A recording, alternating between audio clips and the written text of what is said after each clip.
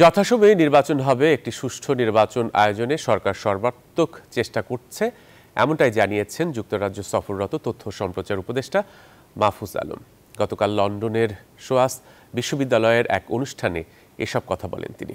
পরে বাংলাদেশ হাইকমিশন প্রাঙ্গণে জুলাই গণঅভ্যুত্থানে 1 বছর পূর্তি অনুষ্ঠানে প্রধান অতিথি হিসেবে যোগ দেন তথ্য উপদেষ্টা মাহফুজ আলম। এ সময় জুলাইয়ের চেতনা রক্ষা করতে সকলকে একযোগে কাজ করারও আহ্বান জানান তিনি।